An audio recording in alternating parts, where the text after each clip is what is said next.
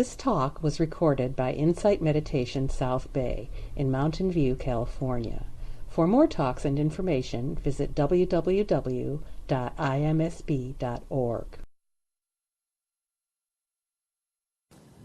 So, many of you know me from YouTube. Many of you have been my stalkers over the last week, following me everywhere. And I've taught many different teachings, and from the introduction there, I am a monk who understands that being a hypocrite is no way of actually leading anyone, anywhere.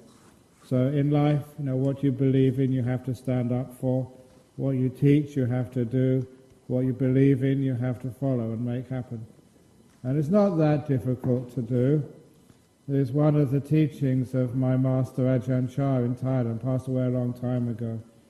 And that was the teaching which, it is in one of my books, but not many people knew about this teaching because it happened to an Australian man who told me about this. That before Ajahn Brahm had a stroke and was unable to teach, he became quite well known in many areas of the world. And this Australian man, he wanted to see the great master to ask some questions, as people often do want to ask deep questions over those with a reputation for wisdom and compassion. So he travelled all the way from Sydney to Bangkok, from Bangkok up to the northeast of Thailand, Ubon, and from Ubon to find a taxi to take him to this remote monastery in Thailand. By the time he got to this monastery, it was a huge monastery, he had to ask someone who could understand English, where is this great master? And he was under his hut where he usually received guests.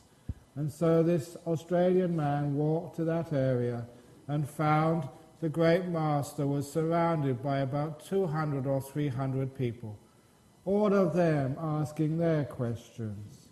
And he waited and waited and waited 2 hours, 3 hours, and he was not any closer to talking to the master Ajahn Brahm. So, disappointed, he gave up. He got up and walked away, realizing there was no chance he could get close enough to ask the questions he'd come all that way for. But on the way out, he saw the monks were doing some sweeping of the grounds. He realized his taxi would not come for a while, so he decided at the very least he could make some good karma and do some cleaning. So he picked up the broom and started sweeping. Maybe not even 5 minutes had passed by, and he felt behind him someone put their hand on his shoulder.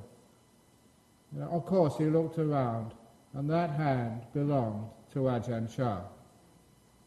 Ajahn Brahm was a great monk. Now he could read minds. That's why it was a bit scary to be with him. But as I said already, don't be afraid that the monks or nuns can read your minds. Because in meditation, when you do develop that ability, you only read 1 or 2 minds, and after 2 minds, that's enough. You will never want to read such a mind again. Your minds aren't worth reading. So, being honest. But Ajahn Brahm had read this guy's mind. At least he'd known that this man had come such a long distance, and only for the one reason of seeing this great master. Not for touring around, not for travelling, not for buying mementos to give to his family when he got back home. He came from Sydney direct here. He was going to go back to Sydney again. So Ajahn Brahm, through an interpreter, gave him a quick teaching. It was only just one sentence. And most of the greatest teachings I have got were just these one-liners. They're the ones which you take back with you, and they really mean so much. I'll give you one of my one-liners before I give you Ajahn Brahm's. Because this time there was a Singaporean man. He was asking me very quickly, because he had to go to work, what is the essence of Buddhism? And I told him, he said, the essence of Buddhism is suffering, and suffering is asking from this world something it can't give you. It is a very beautiful teaching. When you ask from this world something it cannot give you, that's called suffering. And we ask so much from this world, so much impossible things, such as your husband always being home on time, such as your wife always being kind, such as your children always being smart and going to good universities, such as your boss being reasonable. This is asking from this world something it can never give you. Like Ajahn Brahm not telling bad jokes.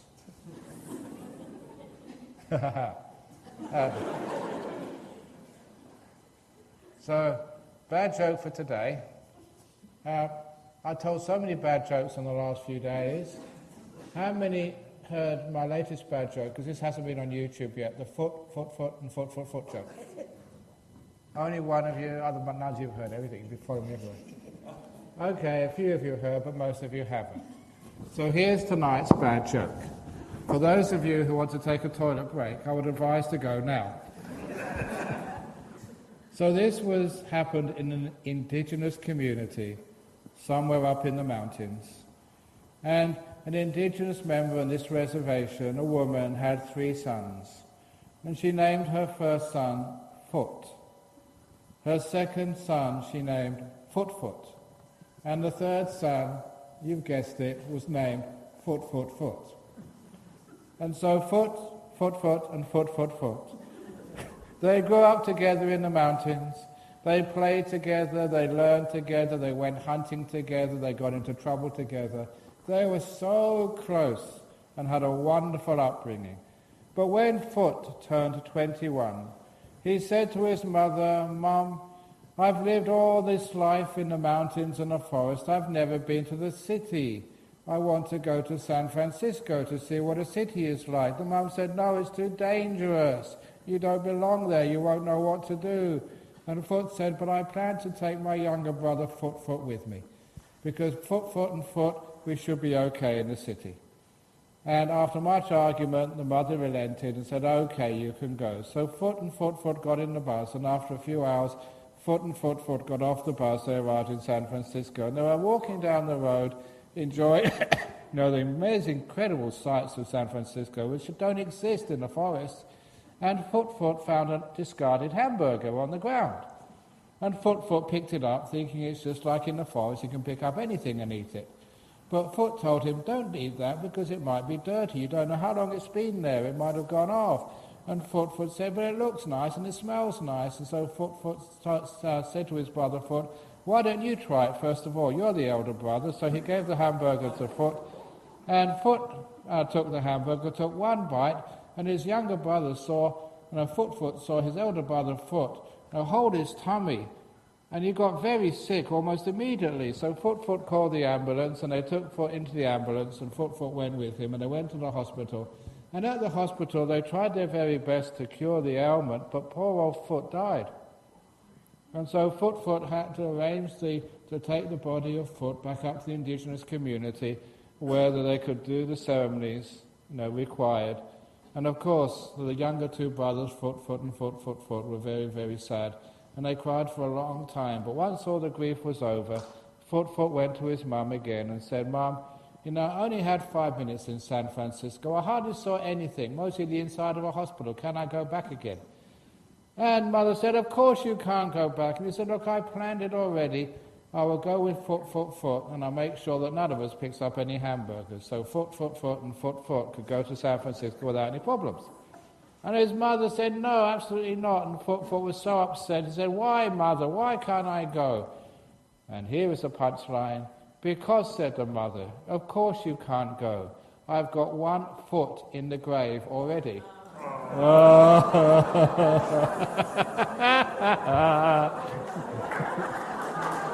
Thank you. Now I've got that over. Terrible, isn't it? Did you not see that coming? Now, you're all supposed to be meditators, part of Insight, doing compassionate work.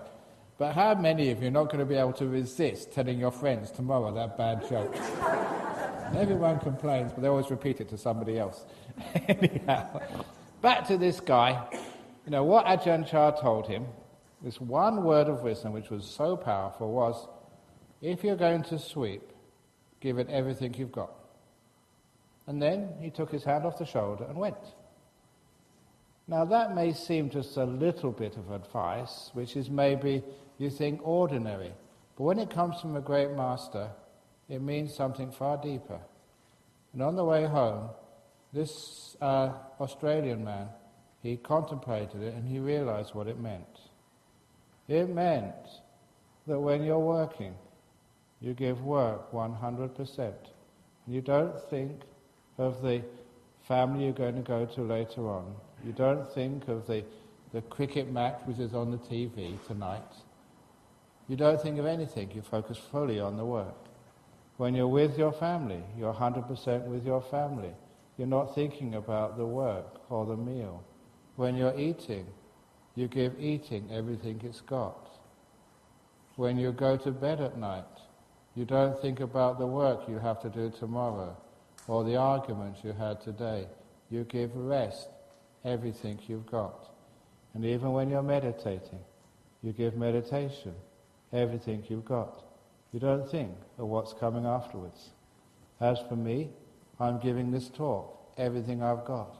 I'm not thinking of the bed which is waiting for me later, or the flight back to Australia tomorrow, and the talk I will have to give a couple of hours after I land from this long flight. You don't think of anything like that. You give this moment everything you've got. And this Australian came to tell me this over in Perth, and he said that was the secret of becoming a millionaire in his business, having a beautiful family, really good meditation. That simple teaching had made all the difference in his life. Because what most people do is they save something for later. So when you are working, you don't work really hard because you've got to save something for later on when you go and do some volunteer work, for the Insight Meditation Society. When you're in the Insight Meditation Society, you don't give everything you've got. You save a bit more for later on. When you're eating, you're thinking of work. When you're working, you're thinking of eating. You're never really totally here.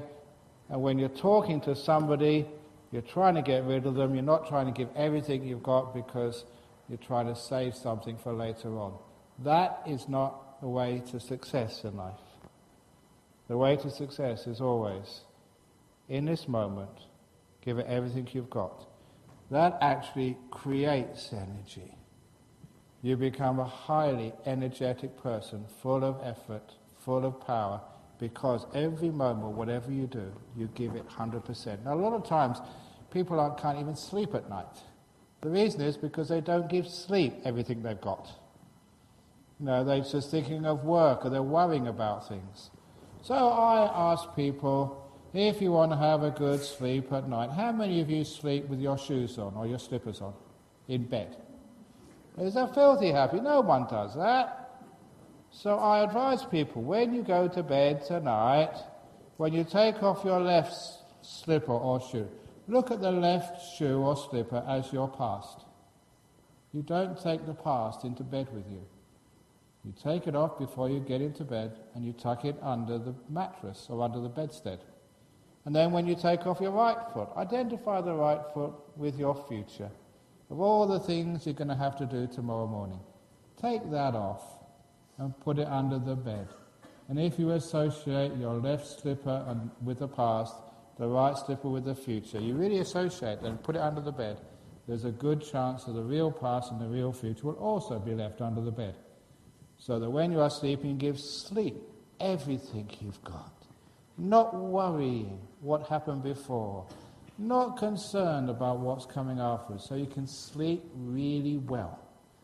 And you give meditation everything you've got. Whatever you're doing, give it everything you've got. And that was the secret of success for Ajahn Chah. And the reason I tell this story is because later on, we've already flagged this already. Later on, we're hoping you're going to give some donations to Dhamma Darini. So when you start giving a donation, please remember the secret of success is give it everything you've got.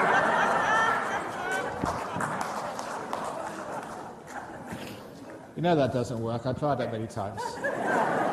It's worth a go, though. But so, not with donations, because that's just greed, but just at least, whatever you're doing, you're going out with someone, give that person your total attention. You're with your husband and wife, doesn't matter how, not husband or wife, not husband and wife. I know this is California, but I still don't think you have the two, do you? But at least you give total attention to whatever you're doing. Giving that effort is a powerful way of having success in life. And of course, all of you doing meditation here, it's supposed to be an Insight Meditation Society, give that everything you've got, 100% attention, 100% effort, fully committing to whatever you are doing. And of course, that's a secret for success. Whatever I've ever done in life, I've always fully committed to it, thrown myself into it 100%, and see what happens. Whether it was the ordination of women, I don't care what happens, you give yourself 100% into this, see what happens. And it is because of that I'm here. It's true, because I say that helping women enter the monastic order is like having daughters. When I have a daughter, if you have a daughter, you have to look after them. You can't just give birth and think, right, that's it, I've done my bit, now grow up by yourself. You have to look after them, make sure they're well fed and well trained and well housed. So that's what I'm doing here, just making sure my kids, because I'm much older than these ones. You know how old I am? It was last February, a year ago, when I was in Bhutan. I'm honest, I can't lie, I celebrated my 750th birthday. Honestly. Now, monks, we can't lie. It's really against our precepts. I celebrated my 750th birthday in February 2014. Amazing, isn't it? Do I look 750? As IIT said earlier, Ajahn Brahm, you don't look a year over 600. But it's not about years. It's about months. I celebrated 750 months since I was born. It's much more awesome giving your age in months rather than years. Anyone can say years. And of course, if you say you're 62 and a half last February, which was, in years, that's ordinary. So say 750, say it in months, and it's much more awesome. It's just the same whenever we have any collections, any donations. Like the other day, last night, we in your temple, you know how much money we raised for Dhammadharini last night? It was because Lau had to count it in front of me to make sure he was honest, and it was over 120,000. Wow.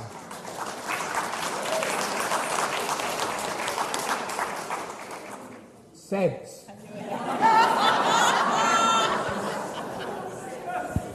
Cents. Only about 1,200, still very good. But when I say cents, 120,000, say, yeah, that's really good. So be careful when you listen to these things, because a lot of times in life, when we don't listen carefully, we don't have mindfulness and attention, we get it all wrong. So this is actually an interesting piece of Dhamma. Sometimes we jump to conclusions, we get angry at people, we get upset at people, and sometimes these are people we love. And it's just because we haven't been listening closely. Like this story. This is in the Dhamma book, but this actually happened. Many years ago, maybe about 20 years ago, there were lots of scandals happening in Thailand, in the tradition from which I came from.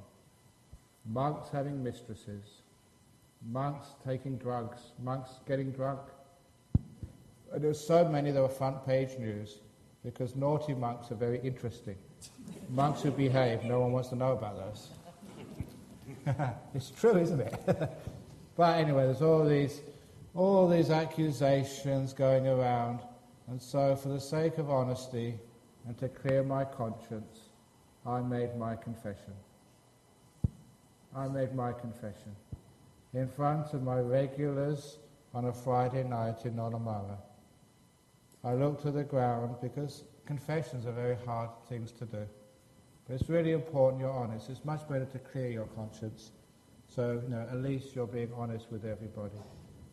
So in front of my congregation, maybe 300 or 400, it was online as well, I told people that some years previously, I had spent some of the happiest hours of my life in the loving arms of another man's wife. Honestly, we kissed, we hugged, we loved each other. There was another man's wife. And people, they almost went for the door. They said, "Oh no, not Ajahn Brahm." And then I said, "That woman was my mother." How many of you did I get? I spent some many hours before I was a monk in the loving arms of my father's wife, my mother. We hugged, we kissed, we had wonderful happy times.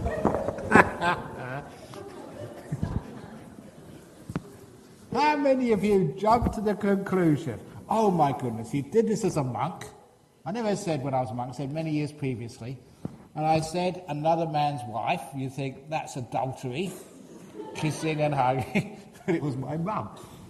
So I say that story because sometimes when we listen to other people, what they say, sometimes we think we understand, and we get very upset and angry, and we realise we've said the wrong thing, and that causes so much harm. Which is one of the reasons why, don't get angry, please give other people the benefit of the doubt. If they do something or say something, don't think they're being mean and nasty to you. Maybe say that, no, they must have had a bad day today. Something went wrong to them. Or, as this story, one of my other favourite stories, comes. I haven't told this since I was here.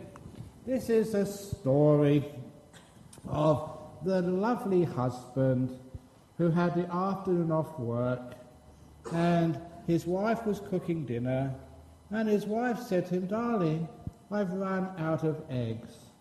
Would you mind going to the market and getting some eggs for me?"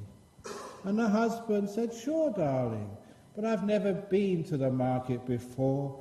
Can you give me instructions?" And so the wife gave him the basket, gave him some money, and drew him a little map of how to get to the market and where the egg stall is. And he happily took the basket and the money and walked to the market to help his dear wife. And when he got into the marketplace, looking around for the egg stall, this young man came up, maybe about 16 or 17 years of age, and went right in front of the husband and said, "My God, you're so ugly. You've got a face like a camel." The back end of a camel, that is, not the front end. "And I don't know what you've been using for soap or deodorant, but you smell like dog poo." And the husband, "I don't even know you. Why are you saying these terrible things to me? In the market, in front of everybody." But that didn't stop this young man. This young man really got into it. Now, I can't say to you what this young man said to the husband, because I'm a monk. We have very sensitive nuns over there. I'm sure you've heard worse, living in California. But he was scolded, berated, cursed, abused, and the poor husband hadn't done anything, didn't even know the guy, and it was in public. And the husband got so upset and embarrassed, he turned around and went home.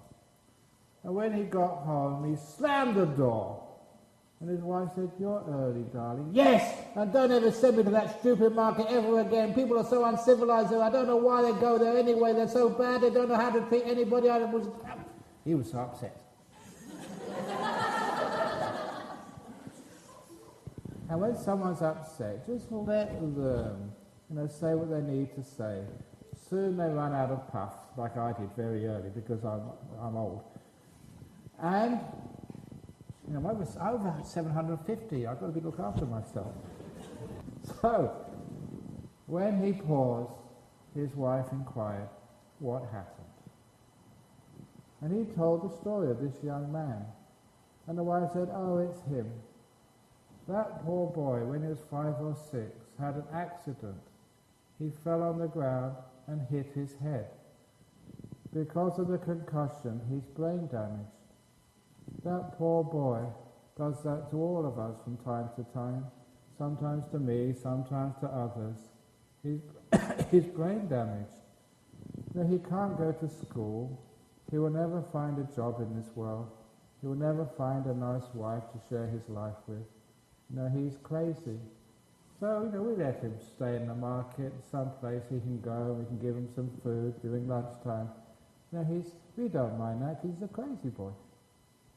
And as soon as the husband realized that he'd been abused, told off and scolded by someone who was not in their real mind, all his anger and embarrassment faded away.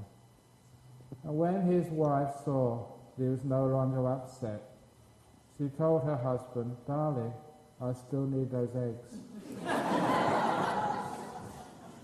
Okay, don't mind that boy. Yeah, I won't mind that boy now. I know what the truth is. So he went into the market again, and this boy came up to him again. "Hey, close your eyes, everybody. Here comes a guy with a face like the back of a camel. Hold your noses. Here comes dog shit." But this time it didn't matter, because he realized that poor boy was crazy. And the poor boy scolded him and abused him all the way to the egg store, and the lady selling the eggs said, "Don't mind him, he hit his head. Yeah, I just found out, what a shame. Isn't it a tragedy what happens to some people?" And all the time the boy was scolding this man. And so he could get the eggs and walk home without getting upset at all, because he realized the boy was crazy. And the moral of that story is, all you guys, if you come home from work late, and if your wife starts shouting at you for this or for that, no need to be upset or get upset back, because just give her the benefit of the doubt. Think she must have hit her head today.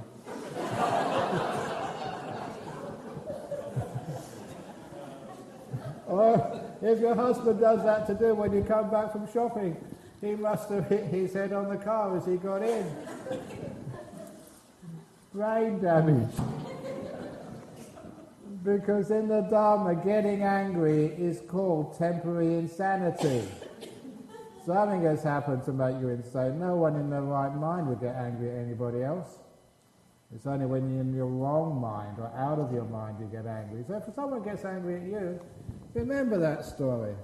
The boss has hit his head this morning. That's why he's so angry and upset.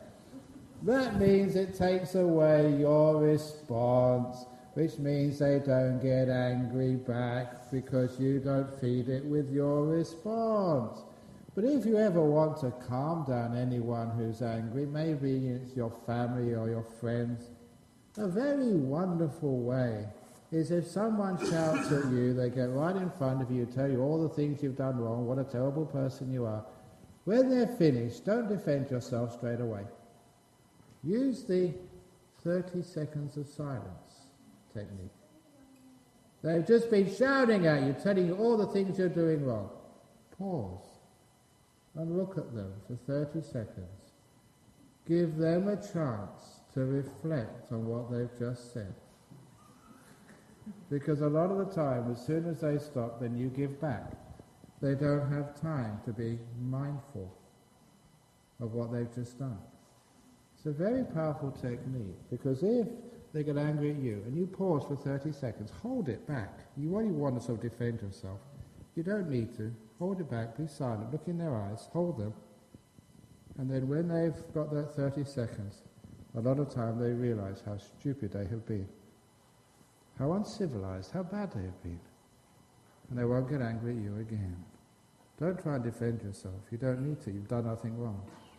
They need that time, small time, to be able to overcome, rather to reflect on what they've just done. Very beautiful way of dealing with anger of others. Because all people who get angry at you, they're in a bad space. And it's Holiness the Dalai Lama once said, Don't worry about the harm they did to you. Yeah, they got angry at you, they shouted at you, they're a bad person. But even if you're in the office there, you only have to live with them 6-7 hours a day, 5 days a week. They have to live with themselves 24 hours a day for the rest of their life, poor things. And that actually gives you compassion for people who get angry and upset at you. And it's actually wonderful if you do not respond with anger, because the person getting angry realises that actually you understand them. You understand they're not getting angry at you, they're getting angry because they're hurting inside. Whenever we get angry at others, it is temporary insanity, it is coming from the pain inside our heart. Whenever you got angry at others, it's because you're so frustrated, you're at the end of your tether. I've seen people getting angry at traffic lights. How many of you got angry at your computer? Stupid computer when it crashes. Look, the computer hasn't got it in for you. The computer does that because you pressed the wrong button. It's not the computer's fault. Stop shouting at it. Or the traffic light, it's not their fault. It's just you. So sometimes it gets frustrating in life, and a lot of our anger, where does it come from anyway? We're asking from life something it can't give us, and out of frustration we get angry, thinking that getting angry can make things happen our way. It doesn't. I was going off to Indonesia from Australia once to give some talks. I was flying Garuda, the Indonesian airline. As soon as I checked in, they said, "I'm sorry, sir, but the plane is delayed." How long for? 24 hours. Okay, 24 hours. I was going to give a talk that night. You can't do anything about it. When the plane's delayed, it's delayed. Other people, I saw them banging on the counter. "You can't do this to me. Why do you do this to me? It's wrong to do this to me. I've got an appointment. You can't do this." And all they got out of that was a sore hand. It did not make the plane come any quicker. Now, how stupid can people be? And anyway, there was a reason why the plane was delayed. This was the time of bird flu. Remember the bird flu epidemic in Southeast Asia? And Garuda's a bird. So the aircraft got bird flu. That's why it couldn't come that day. That was my explanation. But why do we get angry about things which we cannot change? So ask yourself before you get angry, anger going to help anyway? Is it going to make things better? A lot of times it doesn't. So please, before you get angry, please reflect. Now, is this going to help anybody? Is it going to make things better? Am I going to get my own way when I get angry? You don't usually. And even if you are angry for a just cause, for example, stopping bhikkhunis, stopping women joining an order. Now, getting angry for these things doesn't really help. It doesn't, because people don't see your argument, they only see your anger. Which is one of the reasons why, whenever you do have a point to make it peacefully and calmly. Otherwise, people just see your anger, they don't see the argument. So that's one of the reasons why in Buddhism we learn wonderful techniques, not to get angry, what other people do or say, that's their problem. We learn how to be peaceful and kind so that we can subdue anger.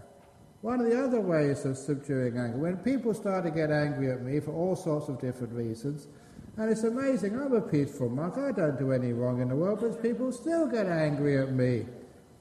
Maybe for telling bad jokes, or for not doing more, for being lazy, for being a bludger. You should get a proper job, Ajahn Brahm, instead of just sucking on the hard-earned earnings of other people. Why don't you do something in this world instead of living on charity? Because it's true, I don't do a paid day's work in my life. All of my work is unpaid. But it's because you give to other people in all sorts of other ways. That's why people look after you. But they get angry at you sometimes. Even, I'm in a Christian church here, even Christians get angry for me for converting Christians to being Buddhists. I don't know how many of you were Christians before, but, imagine the Christians who come here and they say, "Well, Ajahn Brahm, you're converting too many of ours. We're getting very angry at you." And they just before I left, one of the Christian people started getting angry at me, arguing with me. They said, "There's nothing higher than God." And I said, "Actually, I agree with you.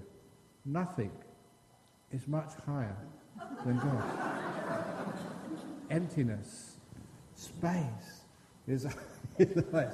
They say that's not what we meant, but it was a good argument anyway. So instead of letting people argue with, there's other ways of dealing with things. On that, because we're in a church right now, how many of you were at the talk I gave in the Sri Lankan temple in Sacramento, other than the nuns? Because you've been following me everywhere. Only one or two. Okay, you shared it once as well. There we had a bishop come to my talk. And instead of having disharmony between religions, how can actually you use the wisdom of non-anger to create some mutual understanding? And so because we had a bishop and another priest at this temple, then I decided to tell us another story about, I love stories because stories convey information better than any other teachings. And it was a time when I was with a friend of mine who was an abbot of a Benedictine monastery. Now, we were really close friends. To show how close friends we were, because we would discuss abbot business. There's only one other abbot in Western Australia, and it's amazing how many of the problems we had were similar. So we confer every now and again on how to treat and teach our disciples. So if you want any tips on how to run a monastery and get these younger nuns in line, you know who to come to. It's secret abbots rules. But anyways, he became a close friend, so much so that when he died, I was invited to his funeral mass in the church. I was the only one who was not a Catholic. I was a Buddhist monk, and I was invited to go and say a few words at his Catholic mass, because they all realized just how close friends we were. And anyway, this fellow, Abbot Placid, we were, years earlier, we were at a conference on chaplaincy at the university. And also in the audience was an Australian man who was very prominent in Australia.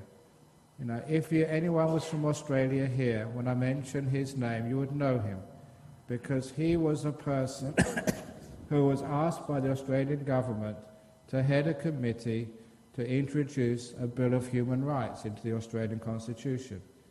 Very well known, a great scholar, and he was also a Jesuit priest. So when he asked me a question, I knew I'd had to really dig deep to find an answer which satisfied him. And his question was, what is the Buddhist concept of God? It's a nice place to answer this in this church. Now, it's very easy to sort of go to suttas or tradition and say Buddhists don't believe in God, but that doesn't go far enough. That's what he could read in any book. I wanted to take this question far deeper. So what I said to him, I said, my friend here, Abbot Placid, I've known for a long time, we have very good discussions on religion, on spirituality, on meditation as well. And he's often told me that one of his core beliefs is that everyone is searching for God. That's what he keeps saying. Now, I respect my friend. So I asked the question myself, what am I, Ajahn Brahm, searching for? What are all you searching for? What are the bhikkhunis searching for? What we're searching for, much more than a monastery, is respect. That's one of the reasons why I gave ordination, or helped with the ordination of women. Women want respect, so that they can become full bhikkhunis if they want to. People, they want to be loved, to give and receive love. People want to know truth. They want to find peace in their life, in the world. So if that's what the Buddhists are searching for, and this fellow sitting next to me says everyone is searching for God, then that's what God must mean. Respect, truth, love, giving and receiving, peace. I should also say humour and fun as well, joy. That's what people search for. If everyone's searching for God, that must be the Buddhist idea of God. Very simple, but an argument which actually takes the concept deeper, destroys walls which divide people, especially different religions, creates harmony, and takes the pursuit of these things deeper.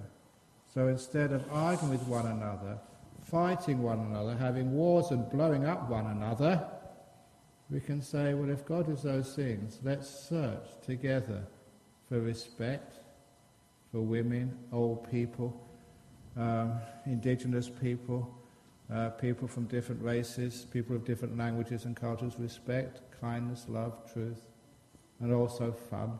Let's laugh together. It's a great way of creating harmony. And then if that's what we worship and believe in, imagine what a wonderful world we can create. And as a Buddhist teacher, I've got no problem with that. So that was an answer I said, and Frank Brennan, his name was, he sort of stood up and said, wow, that's the best answer I've ever got. I haven't got good answers from that even from Christians, and you're a Buddhist, thank you.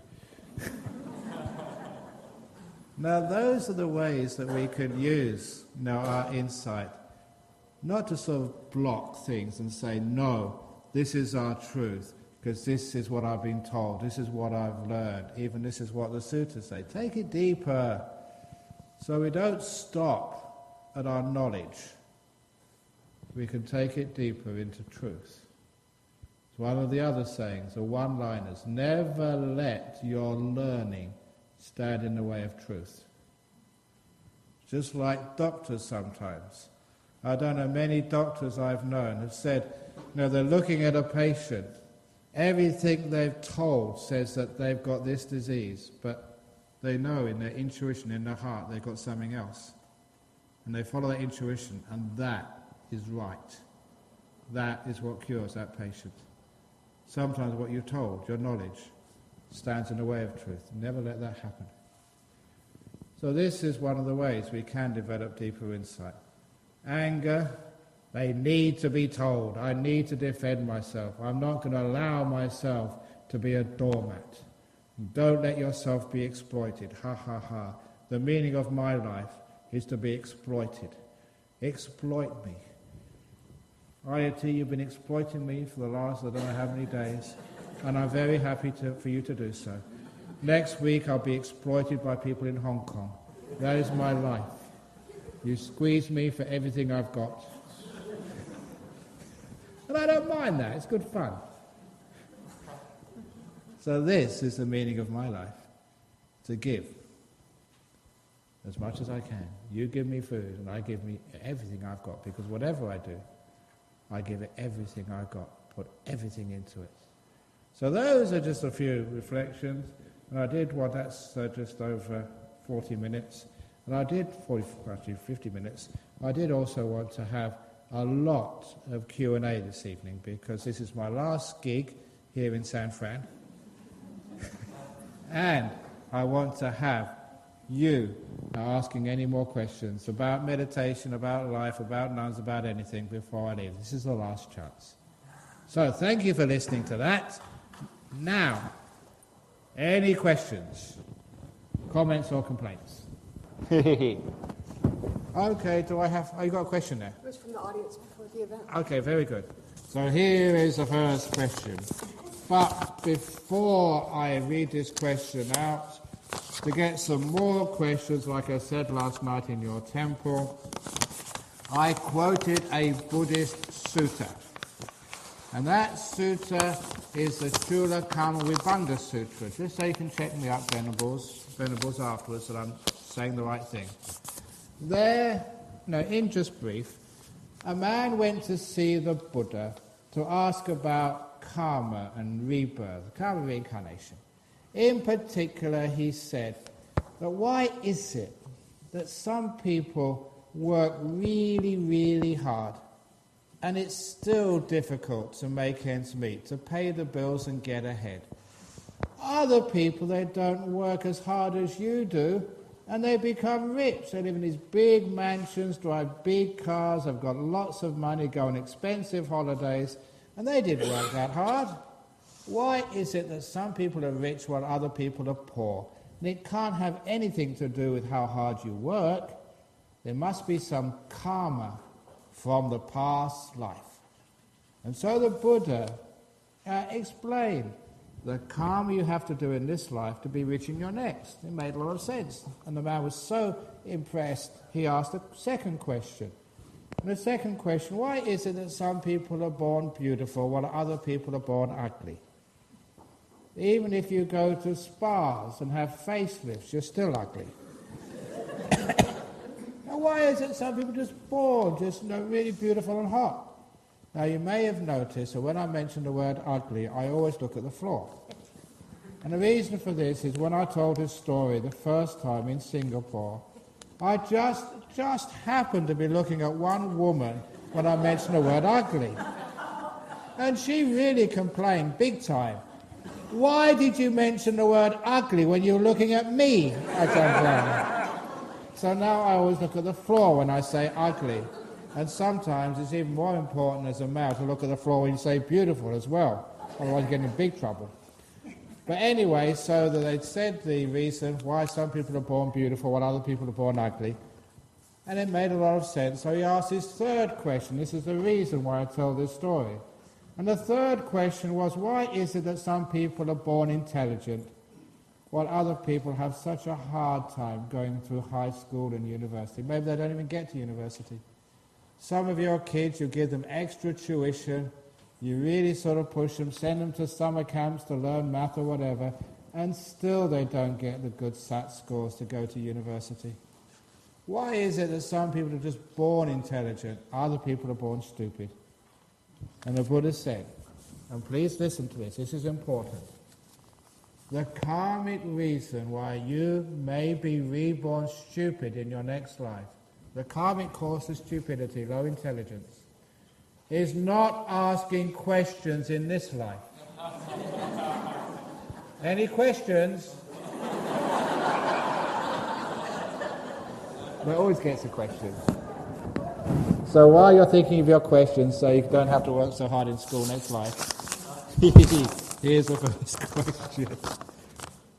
Could you kindly explain Vipassana and Samatha meditation methods, the difference and benefits, if any, between the two? I have listened to one of your YouTube Dharma discussions where you explain this very clearly, but I'd like to hear it one more time from you. Thank you for the great service you do for me and the rest of the world. May you have the blessings of the Triple Gem. Thank you, I deserve that. I think last night I gave the talk on praise. And when you're praised, please receive it. People give you praise, don't throw it away. It's a great gift. It makes you feel good either. And you don't get a big head when you acknowledge people's praise. You just get a big heart. It's true. So Vipassana and Samatha meditation. I mentioned this in the one-day retreat in Spirit Rock with another of my stories. There was this couple who lived in San Fran. Sam, surname Atta, with his partner Vipassana. Sam Atta and Vipassana decided after lunch to go on a walk up Meditation Hill. And of course, they took their dog with them, who was called Metta. So Sam Atta, Vipassana and Metta the dog went on a walk up Meditation Hill. Sam went up the hill because he loved the peace, the stillness on Meditation Hill was so amazing. Vi, his partner, she went up there for the view. In fact, she took her Canon camera to take all these wonderful insight shots from the top of Meditation Hill. But you know what dogs are like? Metta the dog, she just went up there for the fun of it. Now, dogs are very wise. You know, because they don't think so much, they know much more. So, they do, you know. So, Sam and Vi, they got halfway up Meditation Hill, with the dog as well, and even halfway up Meditation Mountain. Oh, it was so still there, so peaceful. Sam was enjoying the stillness. But he also had a pair of eyes. He could see the view as well and enjoy that. You could see such a long way, even halfway up Meditation Mountain. And Vi, she was taking all these shots, even though it was only halfway up. You can see so many things you can't see from down below. So many insights were there to be captured on film.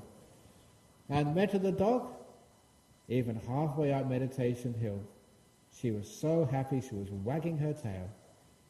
And when they got to the top, even the dog, he could see the view and enjoy the peace too. When they got to the top of Meditation Mountain, wow, it was so still, almost nothing moved. Sam had achieved his goal. Stillness, wow. But Sam had a pair of eyes and he also enjoyed the view. Vi, she was taking all these incredible shots. You could see everything. The wisdom was laid out before her. But she could also feel the deep peace as well. And Meta the dog, you know what dogs are like when they're really happy? Their tail wags as if it's falling off and they ran around in circles. But the little dog could see the view and enjoy the peace as well.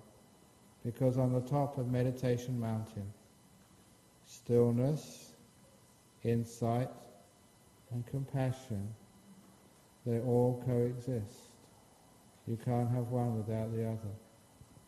So when it gets to samatha vipassana, and I include metta as well, you may think you're doing one, but the other two are right behind. My master Ajahn Chah, he would hold up his hand like this. That's samatha, that's vipassana. Now you can see samatha, you can't see vipassana. Now you can see vipassana, now you can't see samatha. You may only see one, but the other one is right behind. You can't split them up. And this is so true, because when you make your mind still, quiet, you give energy to mindfulness. Mindfulness gets very strong. But when it gets very strong, it can see things you haven't seen before. And when it gets very strong, it also gets very happy, very joyful. And in fact, as a meditation teacher, it's very hard to see how still people are. They may be asleep.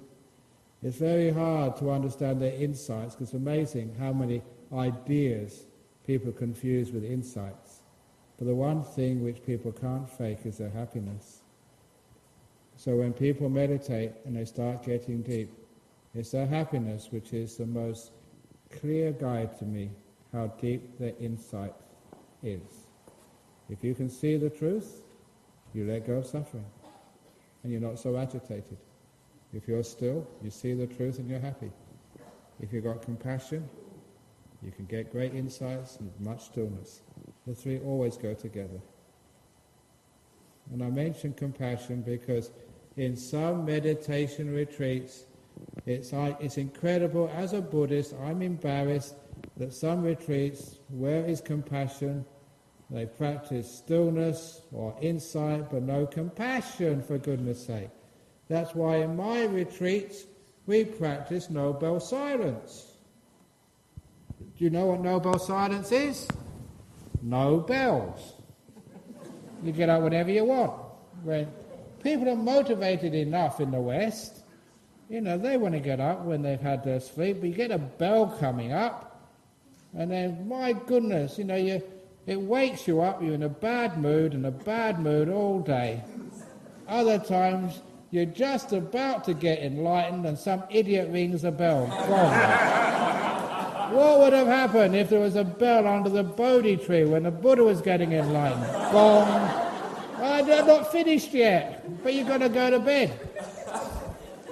So in my retreats, out of kindness, no bell, silence. And you know that it's incredible, when you practice no bell, silence. There are some people, every retreat I teach, get such deep meditation that they qualify to win the Nobel Peace Prize. But it does work when you don't control people. And I must say this story, because it's funny, but it's also true. When I was in Hong Kong, I'm going there again next week, You know, you meet many monks. Hong Kong is like a crossroad. Many monks from many lands come there. You know, East Asia, and not that far from Southeast Asia. And I was staying in one monastery. There was Theravada monks, Tibetan monks, Chinese monks, me. And over breakfast, you know, monks, we tell gossip. You know, what's happening in China with Buddhism? What's happening over in Australia? I don't know, I haven't told you this, but I'm having great success in Australia. Amazing how far Buddhism is going in Australia. And to show you how far it's going, in my monastery, we now have many Buddhist kangaroos. We have Buddhist kangaroos now. You know how I know they're Buddhists and not Christian? Because the Christian kangaroos, there's still a few left, the Christian kangaroos hold their paws like this. And the Buddhist kangaroos do this.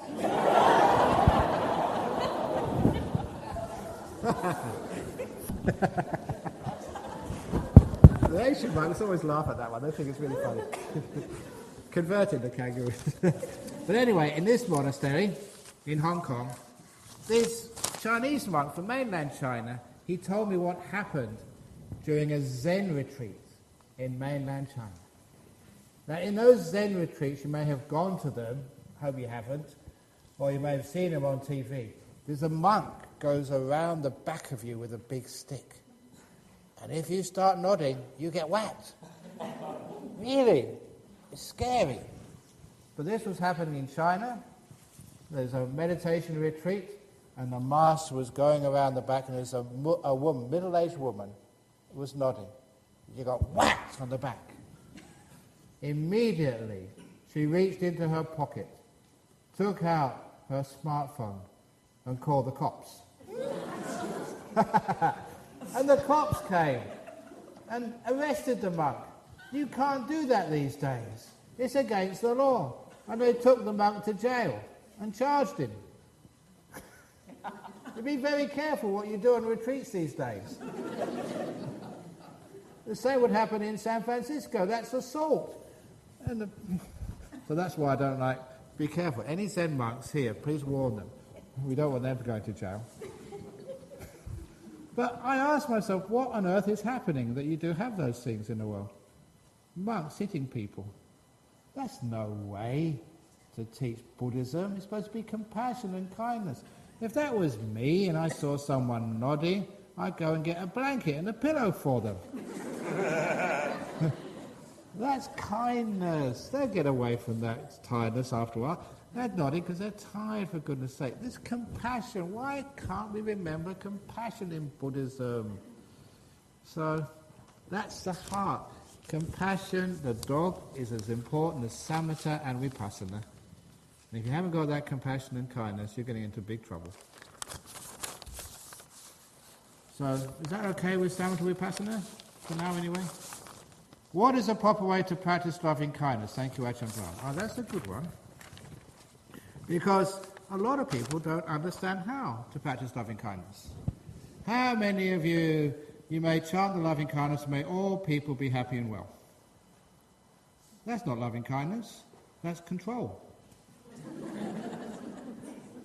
That's like when somebody, this is apparently one of Groucho Marx's jokes.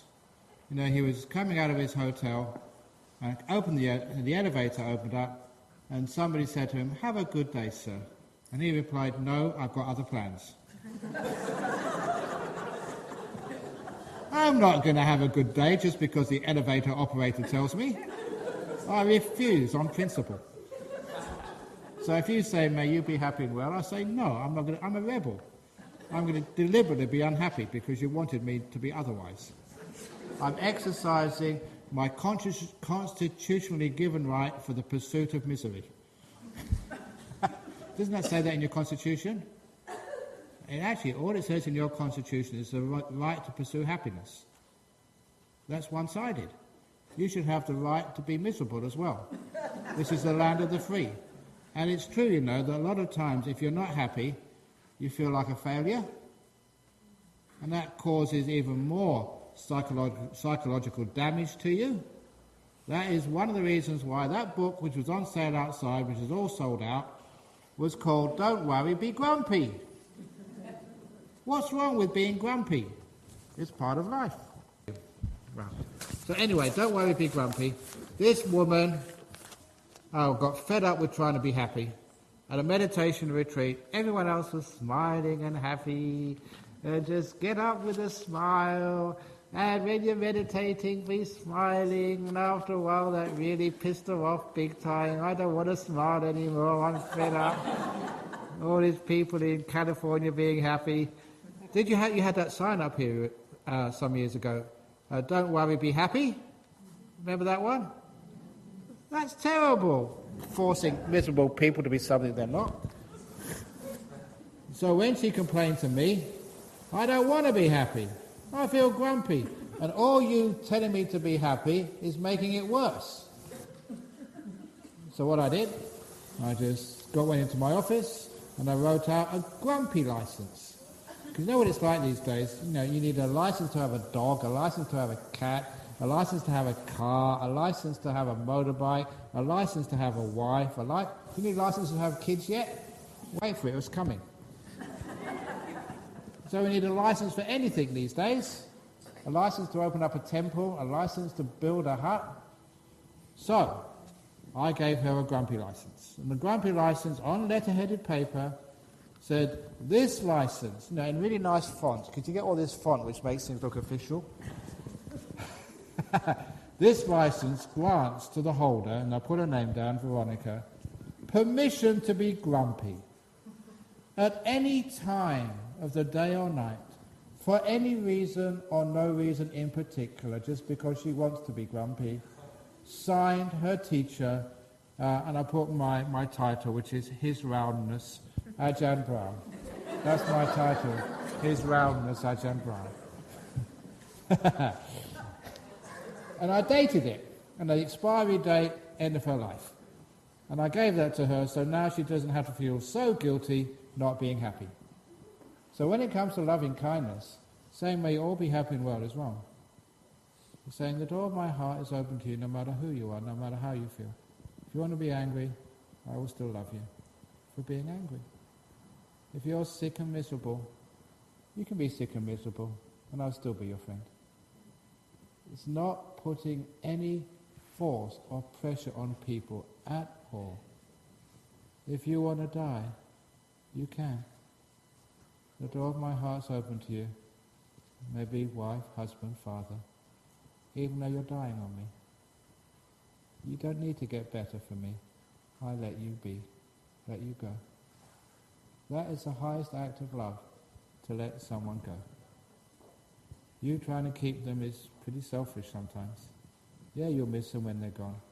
They're at the end of their life, their body's wearing out. They're often trying to keep going just for you because they don't want to upset you.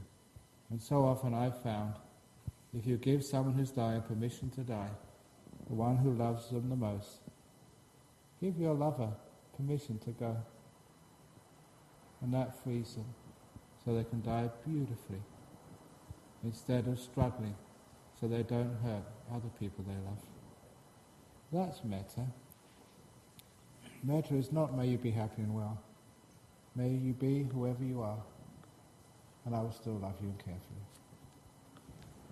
Loving kindness. When you see that, you find out we always want other people to be well and happy, and that puts pressure on them. That's not real loving kindness. Next question, I'm going to do this quickly. How do you view addiction and recovery from a Buddhist perspective? Addiction, it's a difficult thing because once you're addicted, every day you have to say a no 1,000 times. You only have to say yes once and you're back again. So it's a very difficult thing to be addicted. So obviously using force, willpower, is really not enough. You have to use some willpower, but it's very hard to win by willpower alone. So the other thing is you use wisdom power. And the wisdom power is the things of your addiction that have to be so distant from you. Now the alcohol can't be in your house.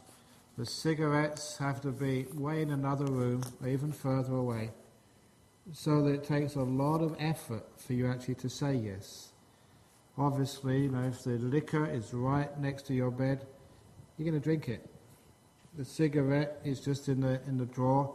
Before you even know, you're doing anything, it's in your mouth, lit.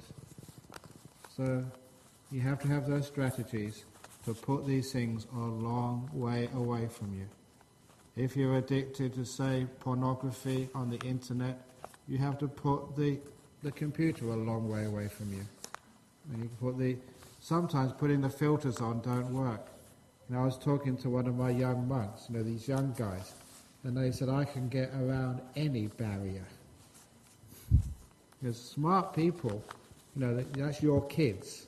They go to school and they talk about how you could overcome all these protecting barriers. And it's not that hard because these kids are smart. They can hack into the CIA computer. You think you can stop them? So you have to put these things away from people to stop those addictions. And the last thing is, all addictive behavior you find is self-destructive.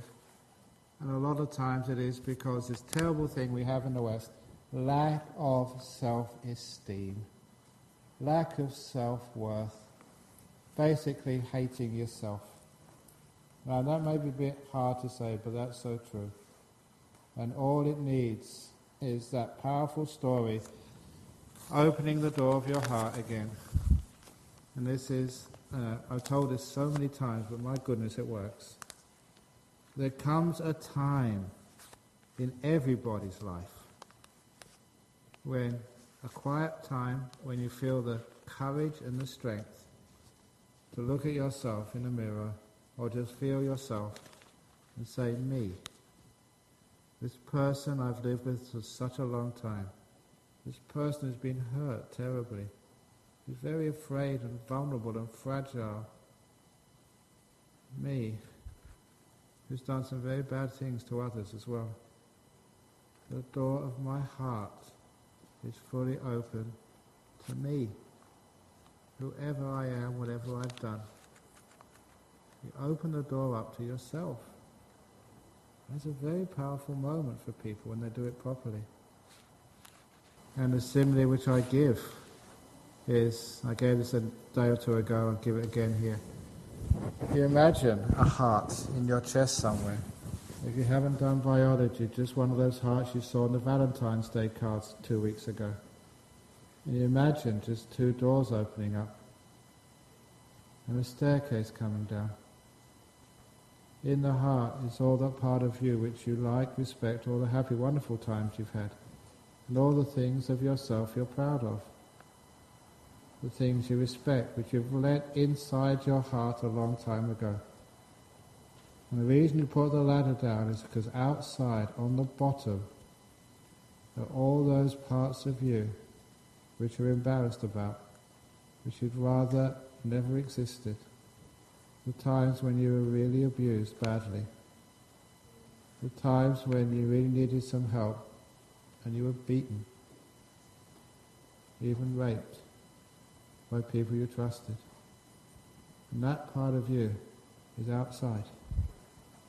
The times you've done really bad things to others, cruel things which have hurt them terribly, that part of you is also outside. You're rejecting it. You're not loving it. And in this moment, you see all those little beings, part of who you are, outside, on the bottom, and you invite them in. Come up and come in. I'm not going to reject you anymore. I'm not going to keep you out of my heart. I'm going to invite you all in. And in this little imaginary exercise, you actually imagine all these little parts of you, the time when you were a young boy, a young girl, coming up the ladder or the steps. And the nice part of you, the stuff you respect, embracing, coming home, forgiving, being at one. And every part of you comes inside. So you can really say, me, all of me, since the earliest time I can remember, the door of my heart is open. no matter who you are, no matter what you did, no matter what you experienced. You're part of me. I'm not trying to change you. I'm trying to care for you. Come in. It's a really, really powerful moment when you do that. Catharsis happens. Those things which were problems, the reason why you never liked yourself. Go. You're at peace with yourself. You may not be the best person in the world, but you're a beautiful one. And the simile is what allows you to love yourself and allow all of this stuff in. It's again, said it many times on this trip, the simile of the tree. To understand the simile of the tree, I ask people to go into a wood or a forest and find a tree which is dead straight, which is not leaning to the left or the right, which is not crooked, with all the branches in the right place, and only green leaves, no yellow leaves, no brown leaves, and no leaves which have been eaten by the bugs. Just perfectly green leaves, and a bark which is smooth and not damaged. If you find a tree like that, it's very rare. It's usually in some government plantation or in somebody's garden. In the natural forests and woods, all the trees are bent and crooked. All the trees have branches that have been ripped off them, and in the holes left by those ripped off branches, that's where birds and other animals make their nests. And there's many yellow and brown leaves, and the bark is all burnt, twisted with these cankers on them. Those are natural trees. And if you go on a walk in the forest, I'm sure you'll agree with me, the most beautiful trees are the ones which have been damaged by the storms, bent all over, all twisted and crooked, and all the bark, the trunk, all rough and scarred. They are the beautiful trees in the forest. So, if you are one of those trees, damaged goods, victims of horrendous pasts, welcome. You belong as one of the most beautiful trees in the forest of humanity. Welcome. A powerful simile which actually brings people in, and what was once lack of self-esteem, one thinks there's something wrong with me. It's looked upon as what makes you beautiful, lovable, one of the best trees in the forest. That is how we overcome the cause of addiction.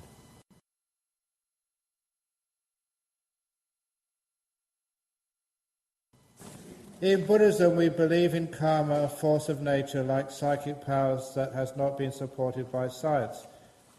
What do you see are respective roles for science and insight in understanding the nature of the universe? Oh, how long have we got? I was a scientist and I love this stuff with science and the nature of the universe. I don't know if any of you have seen the TEDx talk done by Rupert Sheldrake, professor of neurobiology or something at Cambridge University. He gave a talk distinguishing scientific method and scientific dogmatism. Scientific method means everything can be challenged. Scientific dogmatism say, no, we've settled some things and you can't ask questions about it from here on in, like dogmatism in religion. And having said that, simple things, I think you all probably remember your high school science, Newton's law of gravity, the attraction between two massive objects is equal to the product of their masses divided by the square of their distances apart, multiplied by the universal gravitational constant, big G. And Professor Sheldrake said, well, is it really a constant? Prove it. And there are laboratories in every major country where the scientists spend all their time every year measuring these constants. It's probably, one of the lowest jobs for scientists who can't get a job anywhere else, but it's well paid, routine work. And of course, they keep the records, and this guy went back 50 years, comparing the measurements of big G in laboratories all over the world, and finding, yes, big G does change significantly. When it changes 2% in New York, it changes 2% in Calcutta.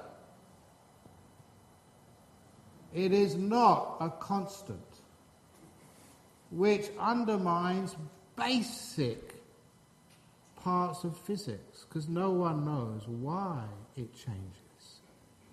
But most scientists refuse to admit that, because science is dogmatic.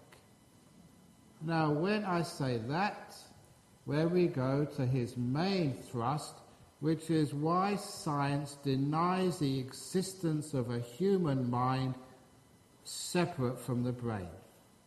There's heaps of evidence. In 1981, I read a report in Nature magazine of Professor John Lorber of Sheffield University in UK. His field of research was how the distorted shape of human skulls affects people's intelligence and social skills. Not everybody's skulls are the same shape, and some are so badly distorted, he wanted to find out what effect this had. So in his college, he would notice, no one else would know, when your skull was slightly deformed and not one of the normal skull shapes. He found one young student, he was doing postgrad work in math, very intelligent guy, he got a first class in his bachelor's, and he had a slightly deformed skull shape. So this professor gave him an MRI scan of his brain and found out that he had no brain. And he became called the boy with no brain. He had 1% cerebral cortex, nothing else. Only 1%. Everything else was cerebral fluid. And even today, no neuroscientist can explain how 1% can actually take over all of the functions of a brain just to be able to breathe and have a heartbeat, let alone being a person with memory, with intelligence, a postgrad researcher in maths, with a girlfriend, to be able to speak languages, well educated, was impossible. The boy with no brain. The CT scan was done several times, but they thought it must be something strange. Science has called this an anomaly. It doesn't fit in with the theory, so push it aside and forget about it. Many other times this has happened. There are times when people have had NDEs, near-death experiences. On one occasion, this was great evidence for the existence of a mind outside the body. There was one person, this was in a BBC documentary, one woman, poor woman, over in, I think, Colorado Springs, here in the US, some years ago, who had an aneurysm at the base of her brain. An aneurysm is like a blood vessel which is so weak it balloons out. If it bursts, you're dead. Because it was the base of the brain, no doctor in the US at the time was prepared to operate, because the chances are she would die and they'd get sued. But there was one experimental doctor over in Colorado Springs who was pioneering what's now called cryogenic freezing, where you freeze the human body to such a low state, things stop, and that allows you to perform operations which were previously impossible. So he proposed to freeze her body to such a low temperature that everything stops, then open up her head, literally lift up her brain, fix up the aneurysm, put the brain back in, cover it up again, thaw her out, and hope for the best. It had never been done before. So she had to sign all sorts of waivers, that no matter what happened, she wouldn't sue the doctor. She had nothing to lose. And the anaesthetist happened to be one of the researchers on near-death experiences. And so he said this is a great opportunity to do some research. So he would record everything which happened and was said in the operating theatre during the procedures. So if she did recover and she did say she was floating above, or she would say this was said, this was done, they could at least say it was a true record of what happened.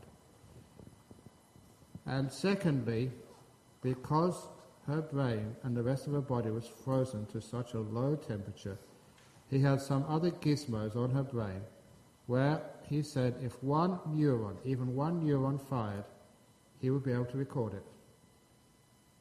And so during this operation, for a long time, many hours, no neural activity was happening at all. Such a low temperature, the brain stopped. And she had full record of what happened. Full near-death experience, seeing all the conversations, hearing everything, seeing what was done. And that was very convincing evidence, because this was things which were said and done at a time when her brain was actually not working at all. Do scientists accept that? No, anomaly. She must have just been thinking of this, believing it. I really get pissed off at scientists, because I was trained as a scientist. Whatever the evidence says, you have to accept it or explain it in a way which is far more convincing than a near-death experience. That your mind was actually existing when your brain was not functioning. There is so much evidence. There's people who remember their past lives, literally, and they say who they were, and they have no way of gaining that information, and they go back and they find, yes, those people existed. And the evidence is so strong. You get a scientist to believe in reincarnation, rebirth? No way. Why? Because they don't want to. And people like Rupert Sheldrake, and there's others joining him, are trying to force science to be scientific. Not to be so dogmatic, to believe just because they have to change their whole worldview, to understand that the mind is separate from the brain. Once you can do things like that, and things like rebirth, reincarnation, come as truths which you can't deny, all those stupid arguments saying there's more people alive today than ever been dead, so there can't be reincarnation, such a stupid argument. There are true, more people alive today than have ever lived, but there's so many animals, especially the higher animals, who are dead. And that's where some of the people have come from. Many people alive today were animals in their previous life. The animal kingdom, if you like, for want of a better word, has diminished enormously as the human population has increased. And when you understand that many of our children were animals before, it explains much of juvenile behaviour, especially in Oakland and LA. So anyway, that's a big thing with me with science. And even when it comes to basic physics, quantum physics, as I say, you don't need to know quantum physics, but it is clear, it is fundamental, Schrödinger equation. You need a mind to create reality. Without a mind, without observation, without a knowing, reality doesn't exist. That's a fundamental fact of Schrödinger's equation in physics. A fundamental part of quantum physics, and quantum physics is what makes our mobile phone work, or makes computers work. Quantum physics actually works. It's how basically the old transistors work. It's a quantum effect. Even though it works, it's true, but when we see the theories, we refuse to understand the implications. So please, that's an important thing, because once we get back to a mind, we get back to a society which recognises the importance of emotions, of love, of respect, things which can't be measured on some machine. And these become more important. We have emotional intelligence, rather than intellectual intelligence. We care for each other. The material world becomes less important than the emotional world. Things like kindness, love, generosity, good karma becomes more important.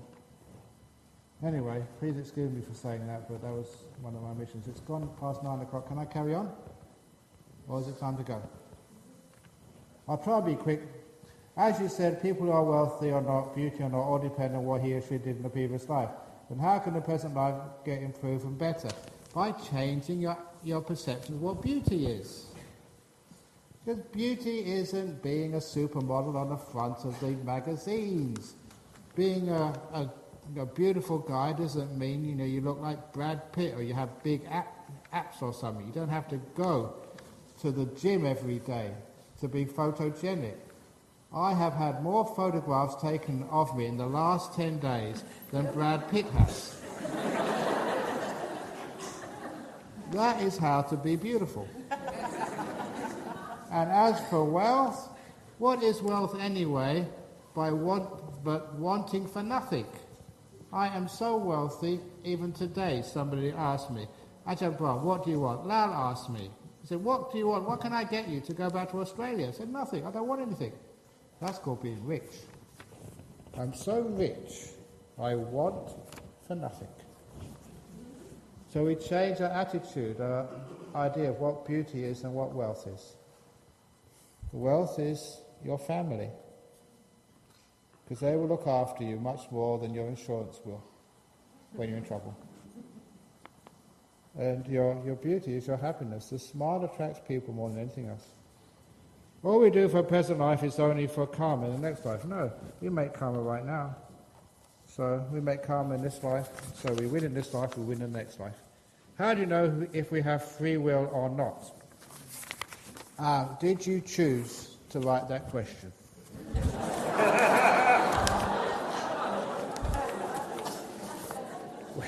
What questions do you have that you didn't have an answer for and want to answer the God or something? What questions do you have that you don't have an answer for? Questions which aren't important are the ones we don't have answers for. Ajahn Brahm, some say meditation can be very dangerous if you practice incorrectly. For example, getting into darker side of the practice if you choose wrong tradition. Can you expand on this topic? What do you recommend? Thank you for coming to California. As long as your meditation has a lot of compassion in it, then it's not dangerous. Please don't forget kindness, gentleness to yourself and others. So, for example, if you're meditating and your legs hurt, move them. One of my friends, Ajahn Munindo, when he was young, he decided to sit through pain. To sit for 10 or 12 hours, doesn't matter how much it hurt, he is not going to move. So afterwards, we had to send him to hospital for double knee reconstruction. That is stupidity. That is not wisdom. That is not kindness. That's where you get into trouble. Being a control freak rather than being a kindness freak. So your meditation, wisdom power, not willpower. Kindness. That is a way to become enlightened. Please don't forget kindness in life. Even Buddhists can be so cruel to one another. How do you help people who is at near death in two situations? A person who knows meditation, a person who doesn't know meditation. Thank you, Ajahn Brahm. If they're close to death and they know meditation, depends what type of meditation they know. Many people meditate, they think they know meditation. No, they don't. If they know meditation, they won't be scared at all because you're about to die. And if you're a good person, you made lots of good karma, you've given lots of donations to Dhammadharini, then you're going to go to heaven when you die. At least you're going to get a good rebirth. You're going to have a wonderful time. So a good meditator is never afraid of death. Their attitude to death can be explained by this simile. Suppose Dhammadharini had a competition. they maybe sold raffle tickets, to raise funds for their monastery. And the prize was a first-class ticket for two on United Airways to Hawaii, where you and a friend would stay in a 6-star hotel by the beach. You have free entry to the spa every day. You'll be able to eat in fancy restaurants, whatever you want, all paid for by Dhammadharini. And you'll each have $1,000 to spend each day during the 14-day holiday. Now, and that was a prize, and you found out that today you won that prize. And 2 weeks later, you'll be able to go on this wonderful holiday to Hawaii. Would you be happy? Would you be excited? Most people would. If it wasn't Hawaii, you can choose another destination. So most people will be very happy. And in fact, after 1 week, they'll be thinking, I can't wait to get to Hawaii. 3 days, they'll all be packed. The night before, they won't be able to go to sleep. They'll be so excited. Tomorrow I'm going to Hawaii. First class. 6-star hotel. $1,000 by the beach. Oh, so wonderful. And in fact, if it was at all possible, you'd ask, can I go earlier? Now, which is better? Going to heaven or going to Hawaii? Most people say, who are in the know, going to heaven is much better than going to Hawaii. So why is it when the doctor says, you've won this prize, you are going to heaven, your cancer is terminal, and says you've got 2 weeks to live, why can't you say, can't you make it 6 days? I want to go early, I can't wait. Wouldn't it be after, you said 12 days to live, after the 11th day you'd be so excited? Tomorrow I'm going to die. I'm going to die tomorrow. I'll go to heaven tomorrow. Oh, yeah, wow. That's the attitude if you're a meditator to death. You can't wait. As your president used to say, bring it on, doctor, bring it on. And if any of you... too late now. If you are at the end of the life, is it allowed to have euthanasia in California? No. It's not allowed. Now, sometimes I think euthanasia is a good thing. But anyway, if you want to get around the law, and I shouldn't say I'm going to get in trouble for this. Anyway, here we go. I'm going on a plane tomorrow so I can escape in time before the authorities go in. It's very easy to commit euthanasia these days. You don't need to sort of get any drugs from Mexico. All you need to do is on your Facebook page, draw a cartoon of Mohammed, put your address underneath, and by 24 hours, you'll be euthanized.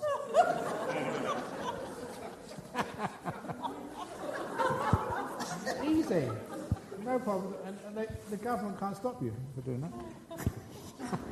I'm going to get in trouble for that again. So that is actually, if you're a meditator, you should actually be...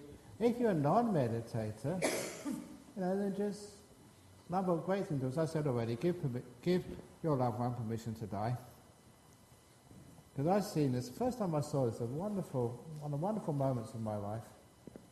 There was this young couple. It was an Australian nurse called Jenny.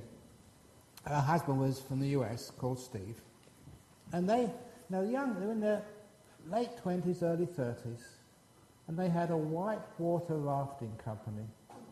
So they would take people on these incredible journeys to some remote, beautiful locations in the world, doing white water rafting. That was their passion. It was an incredible job that they could get paid for doing what they'd like more than anything else in the whole world.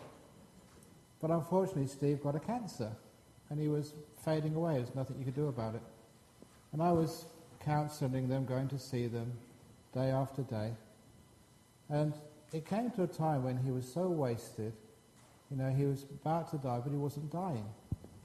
And when I went to see them, he was in his bed looking just, a white water rafter. He was incredibly fit.